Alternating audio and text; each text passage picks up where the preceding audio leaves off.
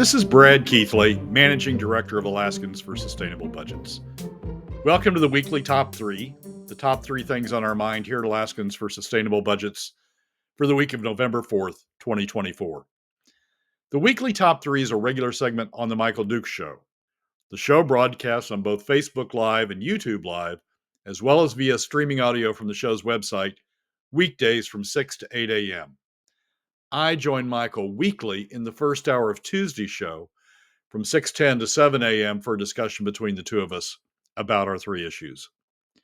We post the podcasts of our discussion following the show on the Alaskans for Sustainable Budgets Facebook, YouTube, SoundCloud, Spotify, and Substack pages, also on the Alaskans for Sustainable Budgets website, as well as the project's page on national blog site, medium.com. You can find past episodes of the weekly Top 3 also at the same locations. Keep in mind that in addition to these podcasts, during the week, you also can follow and participate in the discussion with us of these and other issues affecting Alaska's fiscal and economic condition by following us on the Alaskans for Sustainable Budgets Facebook page and through our posts on Twitter. This week, our top 3 issues are these.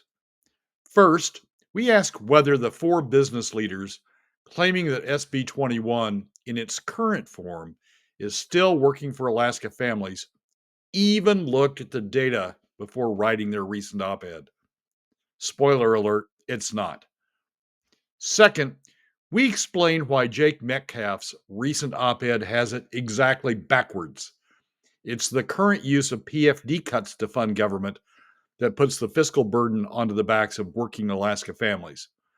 By massively broadening the base, Ben Carpenter's proposal would reduce that burden significantly. And third, we explain why, one way or the other, the coming legislature will have to deal with campaign finance reforms, and our view on what they should do when they do confront it. And now, let's join Michael. As we get ready to crack into the weekly top 3. And Brad, this is election day. So what are you talking to us about that we need to know on election day? And we start off with, did they even look at the data? Now, I'll be honest with you. You sent me a couple links to the News Miner, which I refuse to give money to. So I don't know what the article said. I hate those guys. But you could tell me, what are we talking about on this beautiful election day? Well,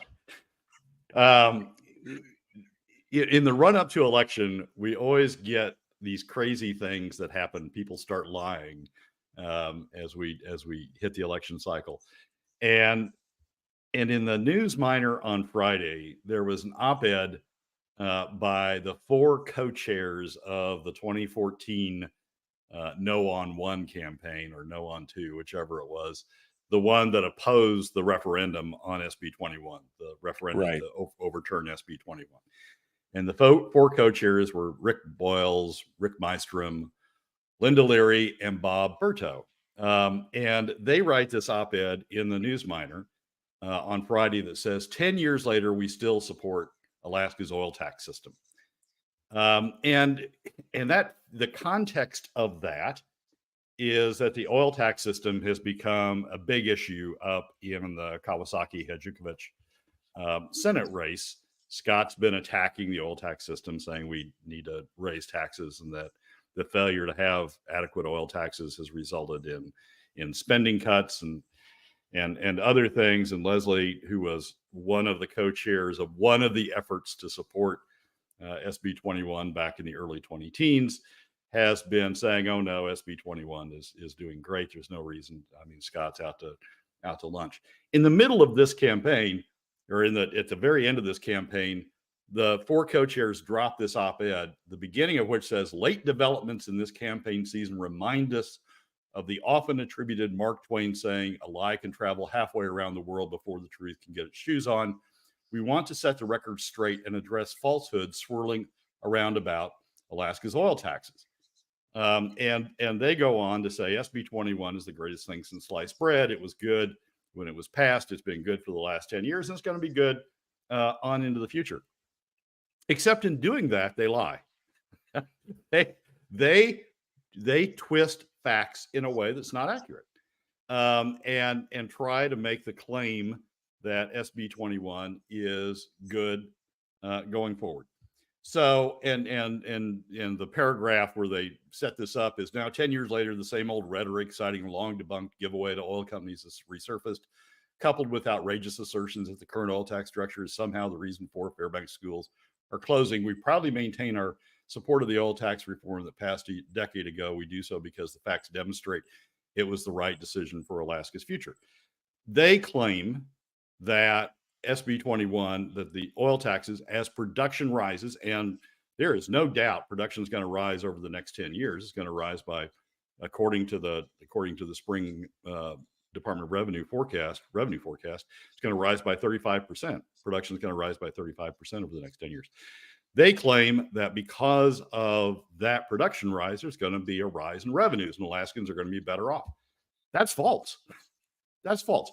When you look at the spring revenue forecast, oil revenues, get this, production's going up 35%. Oil revenues are going down by 5%. Oil revenues are going down. Production's going 35% up. Oil revenues are going down. And they're going down in large part because production taxes are going down. Production taxes are going down. I have the numbers here. Production taxes are going down from $940 million at the start in 2024 to $658 million at the end. They're going down by 30%. Overall, revenues are going down from 2.43 billion. Oil revenues are going down from 2.43 billion to 2.27 billion. So in this screed on Friday that the four co-chairs published in the News Miner, in the Alaska Beacon, and in the Anchorage Daily News, they lied. And it's just really, I mean, it's sort of disappointing. I've not been real happy with Scott during this election cycle. He's tried to blame all of the problems on oil taxes, and that's not accurate. What's going on is spending has outstripped the ability of revenues to pay for it, and somebody needs to pay for the difference.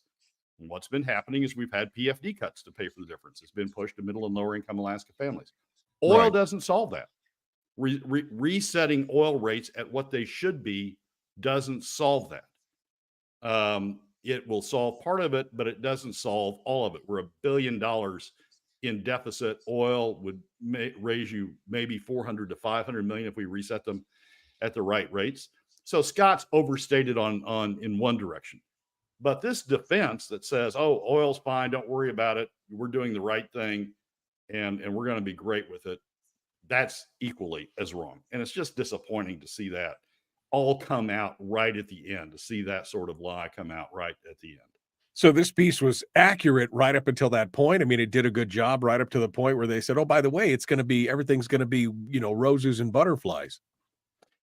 But that's the whole thrust of the piece, Michael. That is the crux. That is the piece. If they'd listened to this program, you've gone over twice, I think, exactly why production is going to go up and revenue is going to go down. We dove into this deeply a couple times already as to why that's going to happen. Should not be a surprise. And they're not the only ones that are perpetuating the same lie. Oh, more production means more money. That's not what it means at all. We're going to be producing more oil and receiving less money. SB 21 has flaws in it. What we've seen is that 10 years, during the last 10 years, it's been sort of running okay. But now that we're hitting a period where production's about to take off, where all these lower rates have resulted in the investment necessary to set us at the stage where production's about to take off, it's got flaws. It doesn't work well in a rising production environment. It doesn't produce revenues that are commensurate with the rising production. Alaskans don't share in the benefit of that rising production. SB 21 has shown itself to have flaws that we've got to go in and correct. And when you get stuff like this right before the election, and people will say, oh, well, it's because, oil taxes are working okay. That's why Leslie got elected, or that's why Scott got defeated.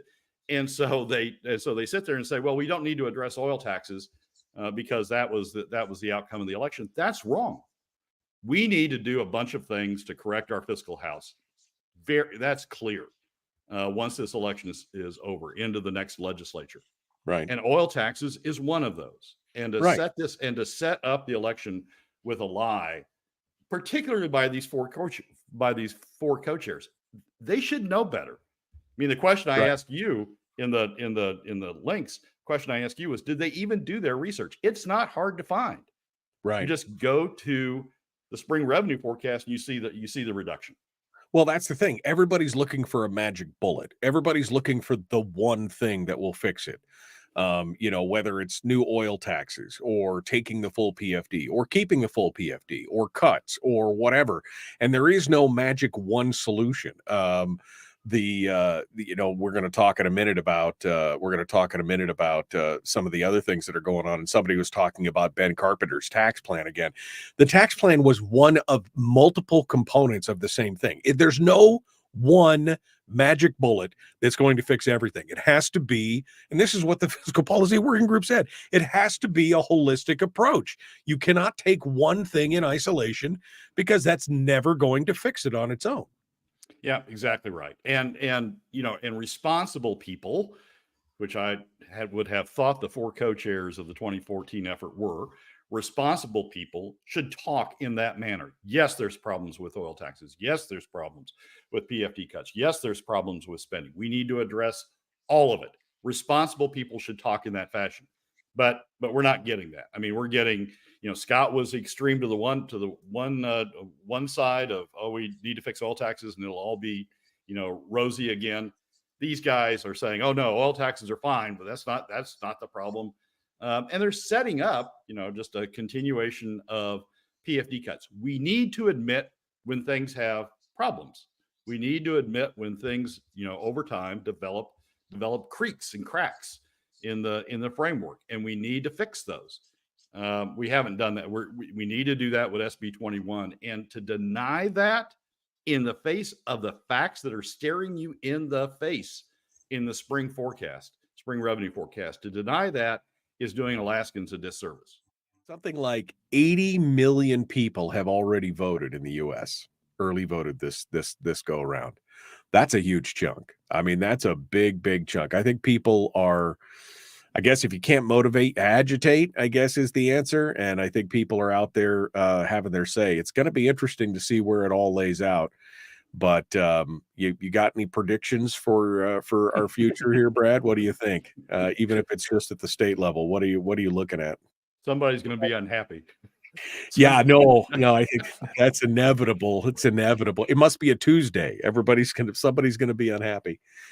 You're just looking at some of the desperation moves in some of these campaigns, and you could see some of them are going to be. I mean, I think they feel like they know that the reins are slipping out of their hands, and I think they're feeling that. Yeah, the Fairbanks Senate race is interesting, Michael. I mean, there's been a ton of money that's gone into that race, mostly behind Hadukovich, but a lot of it's gone in behind Kawasaki also. A ton of money.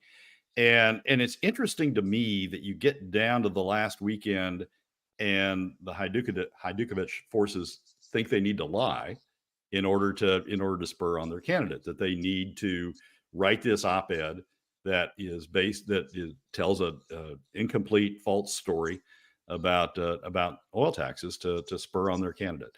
That's, we're going to talk about money in the third segment, and that's bothersome. But this sort of characteristic of lying right on election eve is troubling.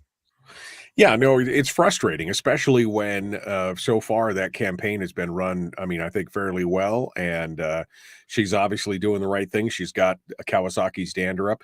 That is, according to the paper, that is like one of the most expensive race for Senate in the state right now. Because he raised like $192,000 in this last reporting or whatever. I mean, there's a lot going on. See, Kawasaki facing Hajdukovic raised nearly $192,000 with a week to go, making that race the most expensive one of this cycle. And that's, I mean, it's a lot of money for a state Senate race. But you could see why they're desperate to keep. I mean, the guy's been in there for 18 years. You could see why they're desperate to keep a hold of that position. Yeah, I mean, it's a huge amount of money, and the last thing I would want to be is somebody who lives in that district going to my mailbox every day, because a lot of that money has been spent on mailers. And it's okay. I mean, Scott has overstated on oil taxes, but to come back and about the impact of oil taxes, but to come back and just lie completely in the opposite direction is just disappointing. And it sets the tone. What I'm really concerned about is it sets the tone for how the legislature is going to set up next session. We need to be honest with ourselves about fiscal matters. Once this election cycle is over, we need to address our fiscal situation and get it resolved. We've needed to do that for a while, but we really need to be doing it now. And to come into this election cycle and to finish this election cycle on a lie, to finish this election cycle on claiming that, SB 21 is working just fine. If we need to do anything, we need to address other things, not oil taxes. It's not setting us up for success in the subsequent legislature, no matter who wins. And, right. And that's the real concern, I think, that I take from this. We're 30 seconds out, Brad, but why do you think they keep repeating this lie? Because this is not the first time, like I said, they've heard it. I mean, people can do the math. Why does it keep getting repeated? I don't understand. Because they want to cover for it. I mean, they want to cover for it. They're trying to preempt the issues that are going to be raised about it, and they're trying to say, oh, that was up in the election and we got elected on that, and so we're not going to touch SB 21. All right, Brad Keithley is our guest as we continue. We're on number 2 for this week's weekly top 3, where Brad says so much for actually worrying about Alaska families and the impact of money. This is about money in politics, which, I'm sorry, Brad. What I meant to say was this is about dark money. But I mean, it's about money in politics, right? And where is the money actually going? Go ahead. Well, that's more the third segment. This is a slightly different one. This is my equal bashing this morning of both sides. The first segment was bashing, those people who are defending SB 21 and defending ours, who were involved in defending SB 21 long ago and saying they were right then, they're still right. They're not still right, but doing that. This is my equal opportunity. Jake Metcalfe, former head of various public employee unions, wrote an op-ed in the Anchorage Daily News that is equally as bad as what the 4 co-chairs wrote in the Fairbanks News Miner and other papers. Jake's editorial is in support of bipartisan candidates. The title of it is "Alaska Needs a Common Sense Legislature," and Jake writes about, we need to elect bipartisan candidates. That's all you need to know. If somebody's bipartisan, vote for them.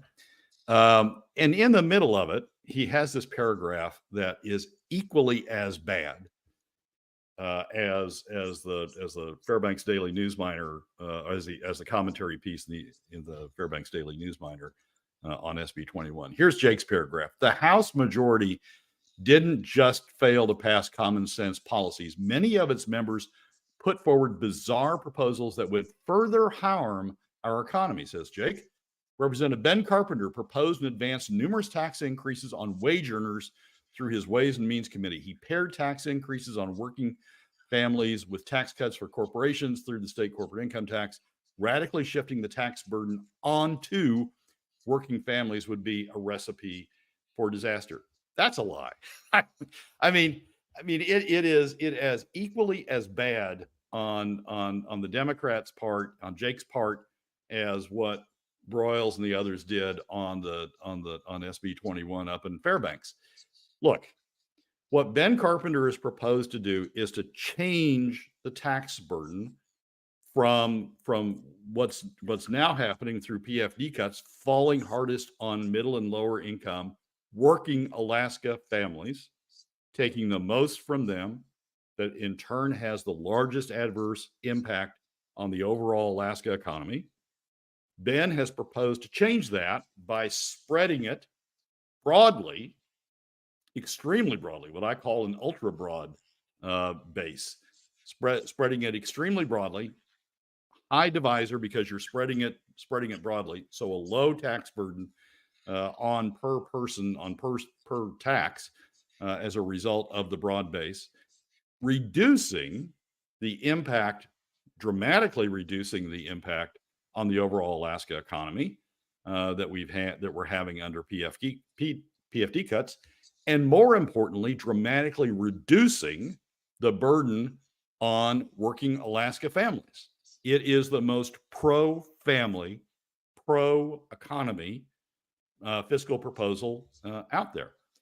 And what Jake is doing is equally as bad in terms of misrepresenting what's going on with Ben's proposal as what the Fairbanks 4, the SB 21 Save SB 21 4 up in Fairbanks have done with SB 21. Jake is misrepresenting Ben's position as being anti-family when in fact anti-working Alaska family when in fact it's pro-Alaska family, anti-economy when in fact it's pro-economy, and he's doing that, bashing Jake to try to protect Bjorkman down there, try to protect a member of the bipartisan Senate who is in trouble because Ben is actually, doing a good job putting together legislative proposals. This whole misrepresentation about Ben's proposal has been that it's layered on top of, the existing fiscal situation, when it's not. Right. It replaces the existing fiscal situation. It is the fulfillment of the fiscal policy working group's proposal, not in every detail, because he hasn't talked about oil taxes, but it's the replacement of our current fiscal structure with a fiscal structure that works better, a fiscal structure that is pro-economy as opposed to anti-economy. And one of the steps of that is, yes, to lower corporate tax rates, which are among the highest in the nation. Alaska's corporate tax rates are among the highest in the nation, to lower tax rates, but he's doing it in a way that's spreading the burden broadly. And so the impact on Alaska families is less, even with that step, less than the current system of using PFD cuts. So right, part of it would be to also reverse the taking of the PFD, which has the largest adverse effect on working families, middle and lower income families. So, I mean, it's not just one thing in isolation. And that's what they keep going back to. They keep going back and acting like it's one thing in isolation. Oh, he wanted to tax you. No, it was part of a comprehensive plan that protected the PFD, that instituted some cuts, like you talked about. We'll eventually talk about some new taxes on oil, has all these other things. It's all part and parcel of a whole thing, but they act like it's a single thing. And again, it's not just disingenuous. It's completely, it's lying. It's misinformation. I hate to use that word, but it is. It is. And I'll say it one more time. What Ben's proposal does is lower the take from working Alaska families, reduce the take from middle and lower income Alaska families. They will have higher incomes, higher net incomes as a result of Ben's proposal than they do currently. He increases the amount of cash in the hands of working Alaska families compared to where we are currently. And for Jake to get out there and say that that's not true, that Ben's doing this on the backs of working Alaska families, he's undermining the economy, it's just false. And Jake should know, just like the Fairbanks 4, just like the co-chairs of the No on One campaign back in 2014 should know better. The research is out there, the numbers are out there. Jake should know better. And we have to consider the source. Again, Jake Metcalfe is a former president of both the Public Safety Employees Association and the Alaska State Employees Association. So he's already got a vested interest. He talks earlier in the article about, public safety, that we were down on troopers and we were down. Anchorage Police had more than 60 vacancies, and the legislature had something that could have fixed it, which of course meant defined benefits. And then they said that the House leadership caved to pressure from the lower 48 special interest groups to block the legislation. That had nothing to, it had to do with what is the cost. You could see exactly where this is going. And in fact, the whole thing starts off with how he praises the Senate. The Senate has been a model of efficiencies and pro-growth policies. He uses that phrase 2 or 3 times in this article. Pro-growth policies. You mean pro-government growth policies. That's what he means. That's what the whole thing is, right? Is pro-government growth policies. That's what he's looking for. Right.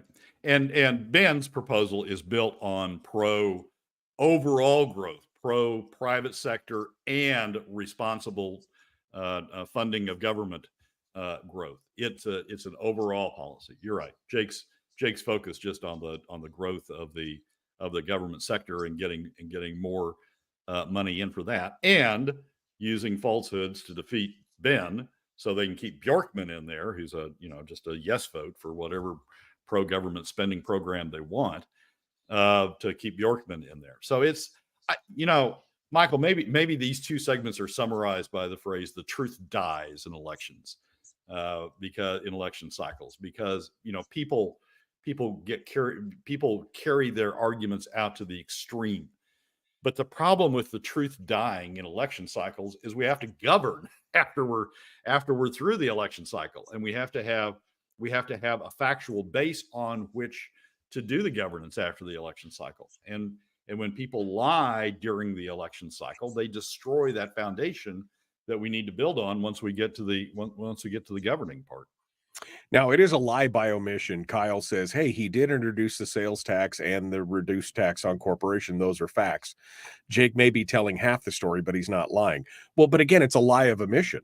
If you say that you're only doing this one thing, it's a lie by omission. That's part of the problem, is that it's part of a larger plan. And this is exactly what we were talking about. Here's the sentence that's the lie. Radically shifting the tax burden onto working families would be a recipe for disaster. That's not what's happening with Ben's proposals. The tax burden on working families goes down. The sales tax broadens the rate, broadens the tax so far that the burden on working families goes down as a result of Ben's proposal. It broadens out to other places in the economy, including oil. Frankly, I mean, there's a sales tax on oil under Ben's proposal. It broadens it out, and Jake, and this sentence, Kyle, is a lie. Radically shifting the tax burden onto working families would be a recipe for disaster. That's not what Ben's proposal is.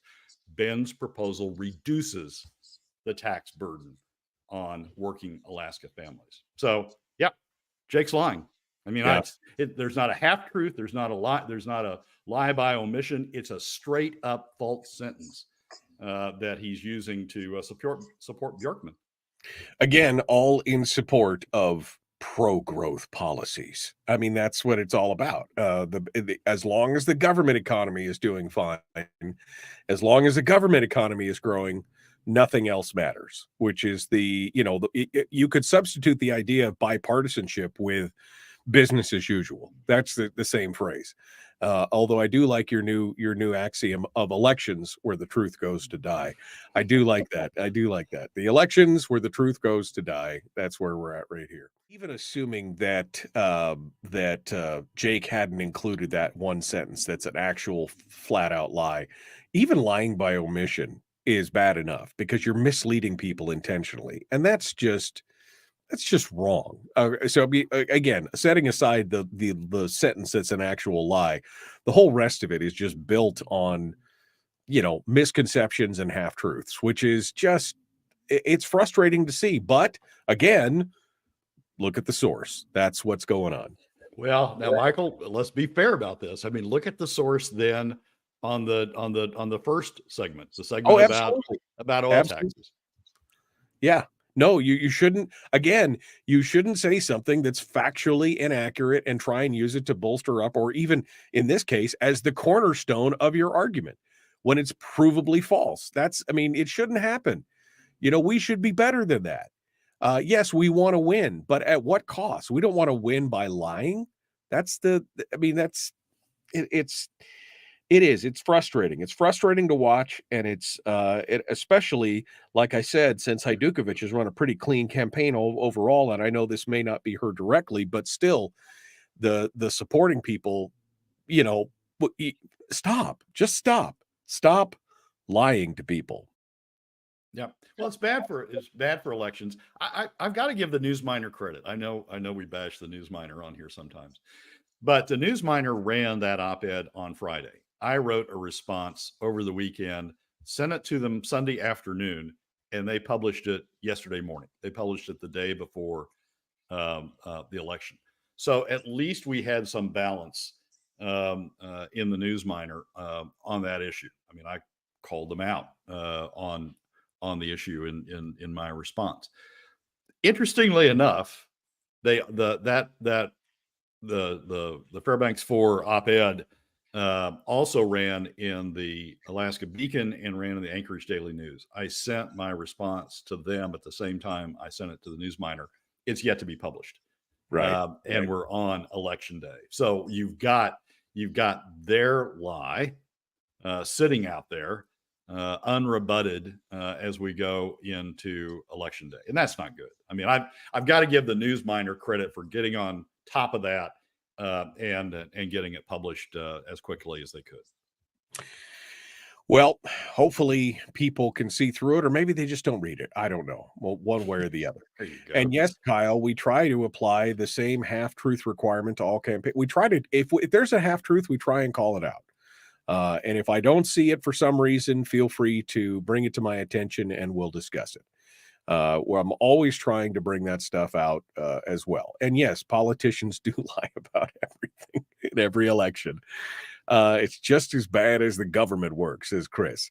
I mean, but again, that's the problem. We've come to expect it so much. It's kind of like a meh. It's kind of like a nothing burger when we catch somebody in a flat out lie. It's kind of like, well, what do you expect? It's politics. And it shouldn't be that way. We shouldn't have that way. It shouldn't be that way, Michael. And it's especially, to me, it's especially concerning as a setup, as I've said, to the next legislative session, because now we're going to have people who have been elected on these lies, and we have people who are going to claim, vindication. They're going to claim that the position was correct, and they're going to have been elected based on that, and they're going to go into the next cycle. And rather than search for solutions to the actual problems we face, they're going to double down by saying, oh, I was elected on this issue. I'm not going to go back on it now. I was elected on the fact that Ben Carpenter's sales tax was bad for working Alaska families, when in fact it is the best proposal out there for working Alaska families. Or Leslie's going to say, well, I was elected on the strength of SB 21 and the belief that it's working for Alaska families going forward, when it's not. And so they'll get into office, and if they're elected, they'll get into office and they'll say, all right, well, that's the basis upon which I was elected, so that's the basis on which I'm going to, be a legislator. Rather than search for the truth, rather than search for solutions to these problems, people are going to double down on the basis on which the lies on the foundations on which they were elected. And this is how we end up in crisis. This is because they ignore the truth. They ignore what's going to be happening. They ignore the fact that we're going to have a 30% reduction in oil taxes or oil, royalties, oil production royalties and things like that until it happens. And then they put that shocked face on like, what happened? It was there. The information was there. You just refused to acknowledge it. And now it's a crisis. And we know that government, governing by crisis is not the best way to do things. And that's it's insane. These cycles should be about getting at, I know I'm Pollyanna, but these cycles should be about getting at the truth and setting a foundation for governing that's based on facts that are as they develop in the campaign. These sorts of op-eds are corroding that foundation. They're by creating false truths, by creating false premises. They're Yeah. corroding the ability to govern once the election's over. Let's go back to Brad Keithley, Alaskans for Sustainable Budgets. It's all about the money, the Dark money. well, not just dark, but all monies. Brad, elections time, and of course, we're still got a free for all in this state. That's why we've seen so much money flying around. What is your thoughts here on the monies that are being plonked down in these election cycles? Well, I sort of want to capture this issue while we're still in the thick of it, while we still have all this election spending going on. There's been various articles in the various papers in the state about how expensive this election is and how much money has come into this election cycle. One I just grabbed was an article in the ADN titled "Election Roundup: GCI execs spend big on legislative races. Coalition candidates continue outraising conservatives." And it talks about how much GCI, who we all know what their position is on government spending and on the PFD, government spending good, PFD bad, how much GCI has put into this campaign cycle. And then it talks a little bit about how expensive these races have gotten, how some progressives have done very well in terms of campaign fundraising, how some conservatives, Leslie being one of them, have done well in terms of campaign fundraising, but generally how important money has become in the campaign, in the campaigns in Alaska state campaigns. To me, money is a serious problem.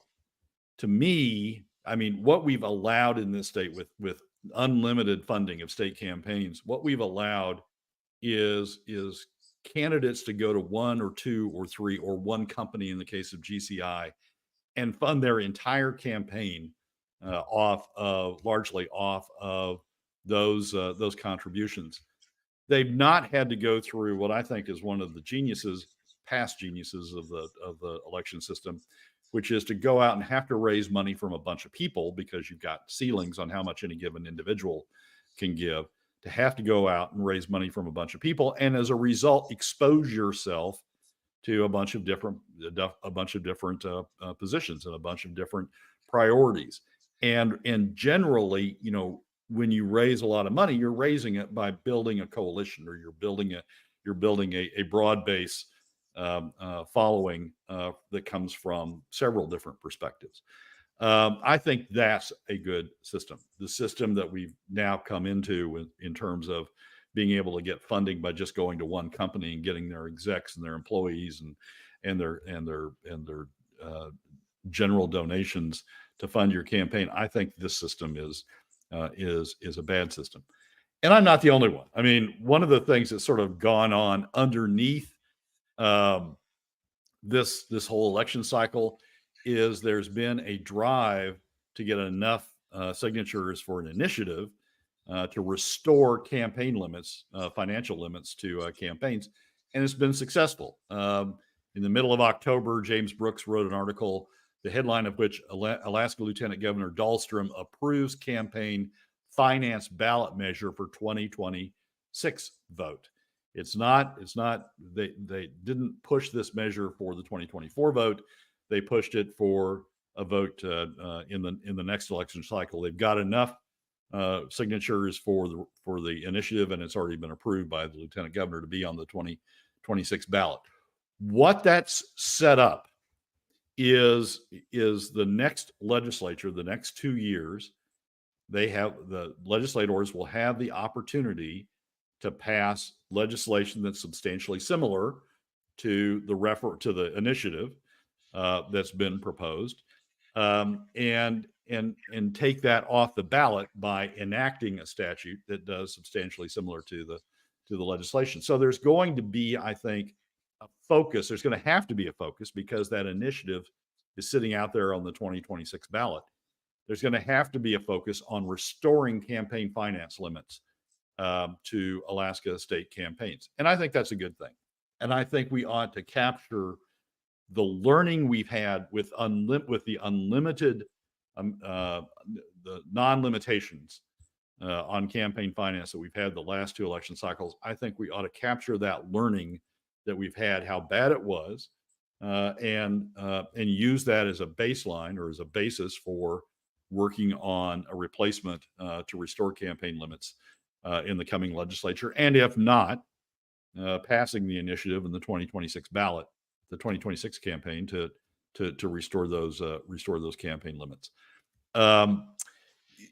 It used to be this was a partisan issue. Used to be conservatives thought they controlled the money, and so they don't want campaign limits, finance limits. And so, having unlimited campaign financing is a benefit to them. What we're finding out this cycle is that's not true. Is that money will flow to progressive candidates also, and in fact, what the headline puts as coalition candidates, what in fact are progressive candidates, they're leading in the campaign finances race this election cycle, the unlimited campaign finance race this election cycle. So as we go into the next session, the next legislature, it ought to be conservatives as well as progressives. Progressives say campaign finance is right.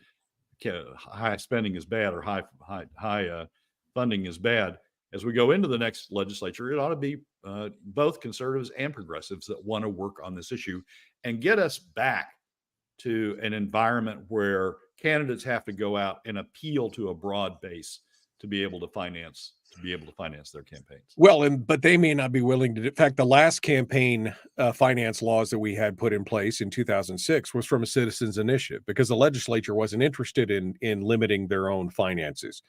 And so that might be what it takes again. What do you say to people? I see Tuckerman Babcock has mentioned it in the chat room. He said, with unlimited union and third-party spending on your behalf or against you, there's no reason or benefit to restrict individual candidates. There's nothing the state can do to limit union or special interest independent expenditure because they're organizations. So should we be limiting the individual's contribution at that point? Yeah. Because you have to go out and then appeal to a broad base of individuals to finance your campaign. No one's going to be able to rely on unions or any particular PAC independent spending to run your entire campaign. You have to raise funds yourself to finance your campaign. And so setting it up in a way that people have to go out for their individual campaigns and raise broad scale funding, I think is important. This GCI, I mean, we know how GCI is going to lean on the people they supported, right? I mean, even conservatives are going to lean on them to continue to rely on PFD cuts. They're going to lean on them to continue government spending for GCI's version of broadband out in the bush, and state funding for broadband out in the bush. We know where that's going to go. If that was restricted and candidates had to go out and get a broad base of financing for their individual camp to finance their portion of the campaign, life would be better. I do think that unlimited funding, unlimited fundraising is problematic because again, it all becomes down to who can raise the most money to then become not the best. It's not an argument of ideas or policies. It's who is the most charismatic or can raise the most money then becomes the winner. And I think that's when it's problematic. And like you said, the independent groups, the unions or third-party spending, by law, they can't coordinate with a candidate. So the candidate is still supposed to be organizing their own campaign and raising their own funds for that. But sometimes you feel like it must be happening somewhere in a back room somewhere. I never, well, maybe so, but I've never seen a campaign rely entirely on third-party funding. I mean, candidates have to raise a significant portion of the funding themselves in order to finance their campaign. I've never seen a campaign entirely able to be successful, entirely supported from the outside. So I do think restricting funding that the campaign itself can raise from individuals is an important consideration. I will say one other thing about this. This is gonna we're starting to talk about the setup to the governor's race, right? We're starting to talk about how this is about, 2026 is going to be a gubernatorial election year, what the rules are going to be for the gubernatorial election. It'll be interesting to see if the gubernatorial candidates favor or oppose the legislature resolving this issue before it goes to the referendum. I mean, gubernatorial candidates who think, they're going to be able to get unlimited funds and that's how they're going to finance their campaign will oppose the legislature addressing it, and will want it to go to the election, because that way they can spend as much as they can get raised as much as they want on their way to the election. So I think it's going to be a test not only for the legislature, I think it's going to be a test for the gubernatorial candidates as well, which side of this issue they end up falling on. Do you have a suggestion as far as limits? I mean, I know that Calvin Schregi put forth a bill, and this initiative has got a bill, has got an amount as well. I think, what was it? It was $2,000, I think. $2,000 for an individual, $5,000 for if you did contribute to an individual candidate, $5,000 to a political party, and a joint lieutenant governor ticket, you could give up to $4,000. That's the current limits in this initiative. Do you support that, or do you support something smaller, larger? What is your thoughts? Less than 60 Well, I don't think smaller is going to. I think we're in this situation because the Ninth Circuit knocked out the smaller limits that we had in state law, and these are the limits that I think there's a consensus that the Ninth Circuit would likely be satisfied with. I mean, the Ninth Circuit decision knocking out the campaign limits said, something that was more updated than these old limits, the limits that were before them, would be successful. And I think this is the sense of where the updates that would pass muster with the Ninth Circuit. So yeah, I think those numbers are fine. They're the numbers in the initiative. They're the numbers that have set the standard. Yeah. So I think those are the numbers we're going to be dealing with. What I'm really concerned about is, again, all this outside money that just keeps piling in, because if we did a breakdown of the actual expenditures in this state, I think that the individual contributions would, I mean, I can't imagine that they probably peak over 35% of the overall spending, because there's just so much money coming from outside, so much money. I would think that probably the individual contributions probably make up something like 25% of the whole thing. And I haven't broken it down, but that's just my feel based on the number of ads that I see go across my desk, and, what we're hearing and what I'm seeing on, YouTube and television and everything else. And that's one of the things that's really worrying to me, is this unlimited outside money with no reporting requirements on who, when they say the Arabella Fund, or they say the Final Five, or they say the Amendment 4 group, or they say Unite America, you don't know who that is. All you know is that it doesn't, even the ones that say Alaska in their name, vote Alaska before party. Who's supporting that? Does anybody even know? And that's the big problem, I think. Yeah, and you suggested what may be a good chart of the week at some point to do the breakdown in that regard. But there's only so much with the Citizens United decision at the federal level, the Supreme Court Citizens United decision at the federal level. There's only so much you can do at the state level, but we ought to be doing what we can to force the candidates. Again, to me, this whole issue is about forcing the candidates to broaden their base. I don't support ranked choice voting. I don't support this effort to broaden the base by using ranked choice voting. But I think forcing candidates to broaden the base by limiting the amount that any one contributor can give to them and force them to go out and get a broad base. I think that's an important factor in getting better candidates, in getting better policies, in getting more broad-based policies going into the legislature. So I think it's an important consideration, and one that we're going to have to. We will be addressing one way or the other with the approval of the initiative. We will be addressing it one way or another. Either the legislature will address it the next 2 years, or we will have a vote on it on the 2026 ballot. Yeah. Well, and like I said, the last time the legislature wasn't interested in doing anything, and that's why we ended up with the 2006 referendum that actually put those in place, which was later struck down. And of course, you could see that there's outliers in this. I mean, the article, I can't remember which one. I think it was the Beacon article, talks about an individual contributor. Or no, it was the ADN article. The individual contributor who spent nearly $200,000, Justin Weaver from Anchorage. He spent nearly $200,000 of his personal money on legislative races, giving it to, I think it was only 5 or 6 candidates overall.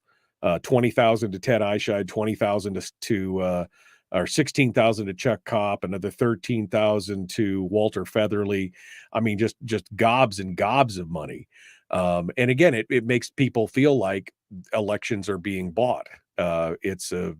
It's really a frustrating thing. Yeah, and you got Robin Brenna out there who's doing somewhat the same thing. And then you got the GCI execs who are doing the same thing. I mean, we're narrowing. I'll try to come at this a different way. We're narrowing the base of people who are actually, funding candidates to people who are giving gobs and gobs of money, and they're giving it to the progressives as much as even more than they're giving it to conservatives. This isn't a partisan issue. This is happening on both sides. This is distorting the election process on both sides.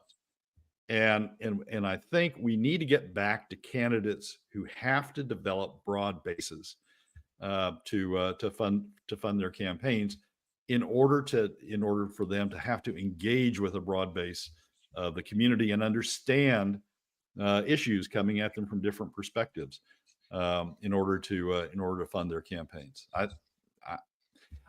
I think we need to get back to that, and this initiative is going to at least force Alaska one way or another, either through the legislature or through the initiative election in 2026, is going to force Alaska to deal with that issue and to make a decision on it. All right, Brad Keithley, thanks for coming on board and joining us. As always, it's good to talk with you. Michael, as always, thanks for having me. Appreciate you coming on board. Well, that's a wrap for another week's edition of the weekly top 3 from Alaskans for Sustainable Budgets. Thank you again for joining us. Remember that you can find past episodes on our YouTube, SoundCloud, Spotify, and Substack pages, and keep track of us during the week on Facebook and Twitter. This has been Brad Keithley, Managing Director of Alaskans for Sustainable Budgets. We look forward to you joining us again next week on the weekly top 3.